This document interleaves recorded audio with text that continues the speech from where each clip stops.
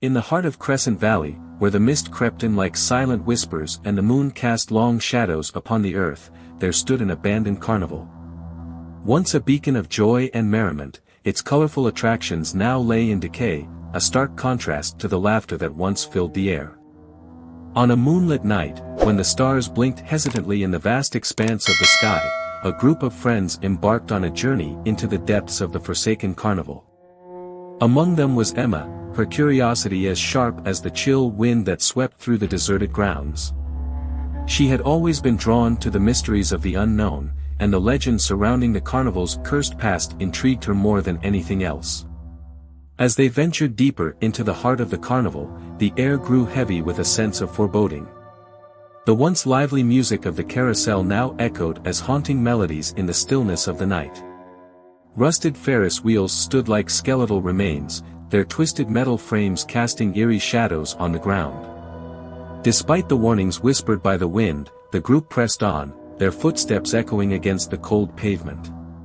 They explored the abandoned rides, their voices hushed with a mixture of excitement and trepidation.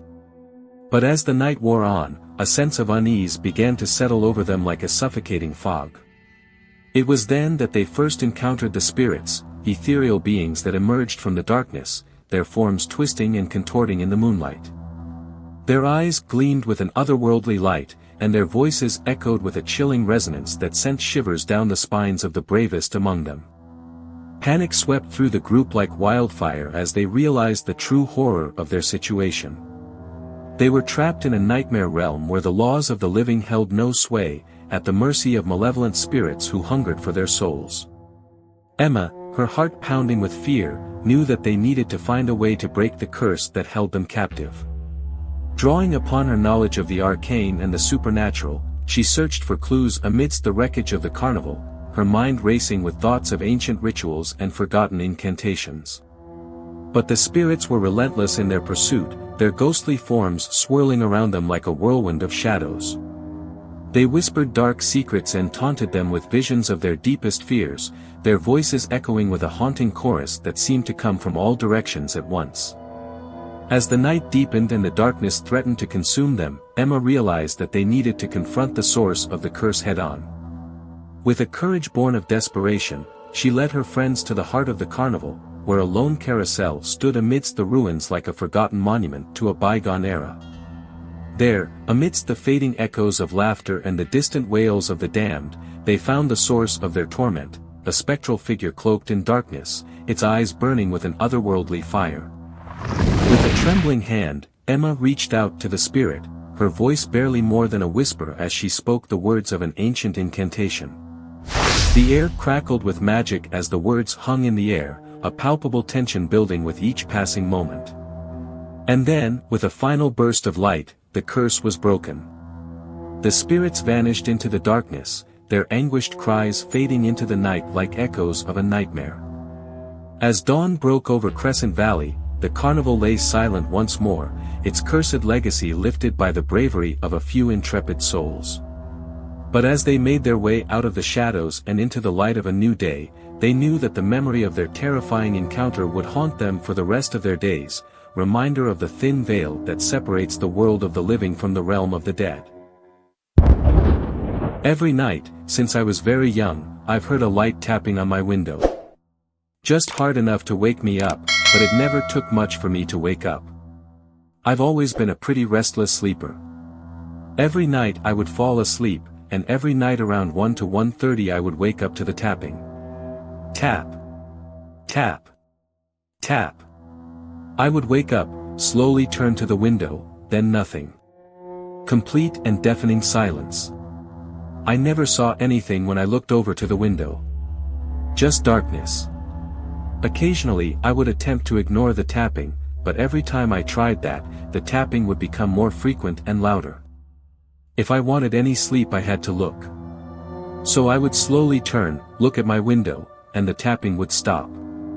Whenever I tried to talk to my mom about it, she would always chalk it up to a tree branch tapping my window at night. The tree was never really close enough to my window to hit it unless there was a particularly strong wind or maybe a storm. I used to sleep over at my friend, Corbin's house nearly every weekend. We hung out almost every day when we were in first grade. He was my best friend. Every day we were at each other's house, playing in the seemingly never-ending woods that surrounded our houses. Corbin only lived about a 5-minute walk away from my house, so it was always very easy to see each other. The first time I slept over at Corbin's house, he said he never heard any tapping on his window, and there were no trees nearby. However, every time I slept over at his house, both he and I would hear the taps on his window. Tap. Tap. Tap. Both of us woke up, looked at each other, and then at the window, and the tapping would stop. We brought it up to Corbin's parents as well, and they both said that it was just the house settling. That made sense because Corbin lived in a 150-year-old farmhouse, so little creaks and taps weren't super uncommon, but the sound of something tapping on a window was very strange to me. I now know that the tapping was neither a tree nor was it the old house settling. One day, when Corbin and I were sleeping over at my house, we decided that we were going to set a camera outside in an attempt to see what branch was hitting my window. We begged and begged my mom to buy us a camera, and she finally gave in. She took us to Walmart and bought us the cheapest camera that could record video that she could find. We brought it home and she helped us set it up and put it up in the tree facing my window. Despite our excitement, we understood that we needed to leave it be to not scare away anything that we might see. After eating our normal meal of Dino nuggets and baked French fries drowned in an obscene amount of ketchup, we went upstairs and went to bed. We were feeling as if we were trying to catch Santa Claus on Christmas Eve. As always, later that night we heard the tapping. Unlike every other time though, we heard a huge amount of rustling, making us worry that maybe the wind had knocked the camera out of the tree. It was particularly windy that day. The taps that night were more aggressive than what they had been previously.